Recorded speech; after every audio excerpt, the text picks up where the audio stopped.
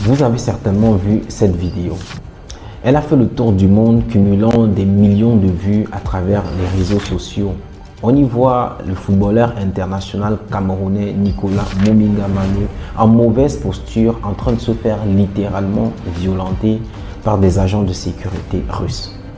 Cette séquence inédite, parue à seulement quelques jours du match décisif Cameroun-RDC, comptant pour les éliminatoires de la Coupe du Monde 2026, laisse une fois de plus planer le doute d'un manque de discipline au sein de l'équipe nationale camerounaise, dont les performances ces derniers temps laissent à désirer pour le public camerounais.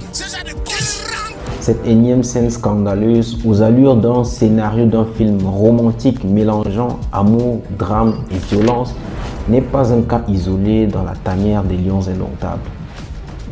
Ces derniers, aussi réputés et redoutés sur la scène footballistique que sur des cas de scandale sexuel, le cas du lion Muminga-Manu est loin d'être le cas le plus choquant et surtout le plus médiatisé chez les Lions indomptables.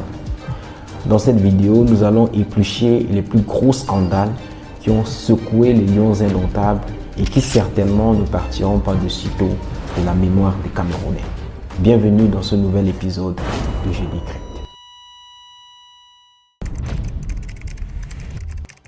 Avant d'entrer dans le vif du sujet, revenons 11 ans en arrière. Coupe du Monde 2014 au Brésil. Un événement censé être un moment de gloire pour l'équipe camerounaise, mais qui seulement au second match vire au cauchemar. Ce jour-là, les caméras du monde entier vont filmer l'instant où deux lions allaient se dévorer. Avant de rentrer dans la compétition, les tensions au sein de la tanière des Lions indomptables sont palpables. Les disputes autour des primes, des retards d'avion, des clans qui se forment et des égos qui s'affrontent. Le groupe est alors divisé. Certains joueurs se sentent ignorés, d'autres frustrés. À l'issue du premier match contre le Mexique, qui se solde par une défaite du Cameroun 1-0, les critiques pleuvent et les voix s'élèvent. Et l'unité si précieuse au sein de l'équipe s'effrite. Le vestiaire devient alors une poudrière. Le deuxième match approche.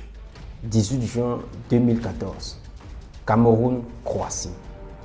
Un match décisif, une chance pour les Lions de se racheter après leur échec du premier match. Dès les premières minutes, tout dérape. Le Cameroun est méconnaissable et les Croates dominent et finissent par marquer un but. À la 39e minute, Alexandre Song, d'un geste digne d'un champion de MMA, assonne un coup violent à l'attaquant Mandzukic qui s'écroule alors sur le terrain. La sentence est sans appel. Carton rouge direct. Les Lions se retrouvent alors à 10.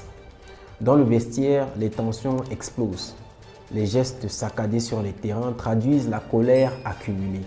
Chaque joueur est frustré, épuisé et énervé. Le langage commun disparaît. Chacun joue son propre match dans sa propre colère. Et puis l'impensable se produit dans les dernières minutes du match. 84e minute, sur une passe mal envoyée, une erreur minime, anodine, mais pourtant fatale. Assou Ekoto, déjà irrité dans le match, s'avance vers Mukanjo. Les deux hommes se rapprochent, nez contre nez, les mots fusent, les mots tranchants. Et là, l'impensable se produit.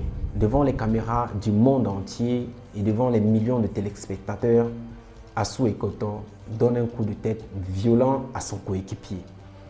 Un choc, un silence. Les autres joueurs accourent pour séparer les deux hommes, mais l'image est immortelle. Le Cameroun est en train de se battre contre lui-même. En quelques secondes, le Cameroun devient la risée du monde. Non seulement l'équipe perd, mais elle s'auto-détruit. Une humiliation pour toute une nation. Le match se termine sur une lourde défaite, 4-0. Les médias internationaux parlent alors d'un éclatement total du vestiaire camerounais. Les supporters sont choqués par cette scène de violence entre les coéquipiers. L'équipe finit le mondial sur une note très salée. 0 points et 9 buts encaissés, un parcours catastrophique. Cet épisode, bien que n'ayant pas trait au sexe comme nous allons le voir dans la suite de cette vidéo, reste néanmoins l'un des scandales internes qui a révélé au grand jour les problèmes au sein de la tanière des Lions Indomptables.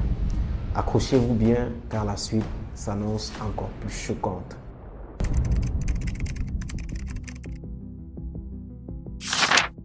Nous sommes en fin 2021.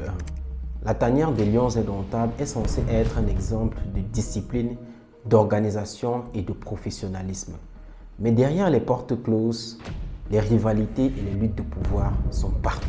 Ferdinand Makota, agent de liaison des Lions Indomptables, se retrouve au cœur d'une polémique qui lui a valu la suspension dans des circonstances qui ont choqué tout le Cameroun. Homme pourtant discret et loyal, il se retrouve subitement au centre d'une tempête médiatique. La FECAFOOT le suspend à titre conservatoire suite à des accusations d'atteinte aux bonnes mœurs impliquant une sextape. Les médias s'emparent de l'affaire, les réseaux sociaux s'enflamment. Mais certains observateurs dénoncent un double standard. Clinton Djie, impliqué dans une affaire similaire quelques années plus tôt, n'a jamais subi une sanction aussi lourde. Pour beaucoup, Makota est devenu un bouc émissaire, sacrifié sur l'autel des luttes internes à la Fédération camerounaise de football. Tentant de protéger son image et celle des Lions Indomptables, il reste silencieux. Mais la tension est insoutenable. Chaque jour apporte de nouvelles rumeurs, de nouveaux détails. La carrière de cet homme jusque-là respecté et discret est maintenant exposée au regard du monde entier. Le plus frappant dans cette histoire, c'est l'injustice apparente. Des phrases comme favoritisme, deux poids deux mesures ou encore jeu d'influence circulent à grande vitesse. Makota devient donc le symbole d'une règle pour certains et le silence pour d'autres. La suspension de Makota n'est pas un acte administratif, c'est une humiliation publique. C'est un homme qui voit sa réputation et son honneur exposés au regard de millions de Camerounais. Pour lui et les Lions Indomptables, c'est un rappel brutal.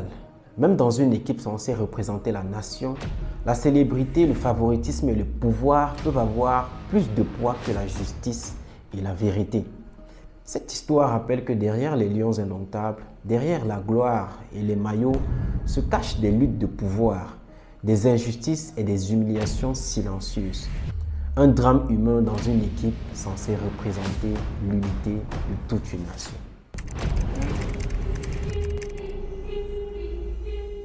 « 2019. Clinton Djie est au sommet de sa carrière. Ses performances sur le terrain font rêver les supporters. Mais derrière les applaudissements et les projecteurs, la vie privée de Djie est un terrain fragile et vulnérable.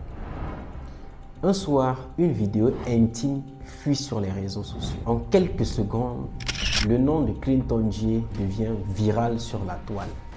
Les médias s'affolent et s'emparent de l'affaire. Les réseaux sociaux explosent. Les articles s'enchaînent. Clinton Djie dans la tourmente. Une sextape qui choque le Cameroun et le monde.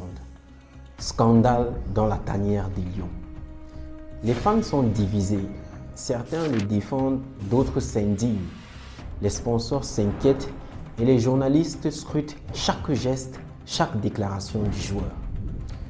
Le joueur tente de s'expliquer afin de laver son image durement entachée. Il dira « J'avais trop bu, j'ai appuyé sur le mauvais bouton ». Il présentera plus tard des excuses publiques disant que cette vidéo ne devrait jamais se retrouver sur la toile. Mais l'opinion publique, elle, ne pardonne pas si facilement. Surtout que ce n'était pas sa première polémique.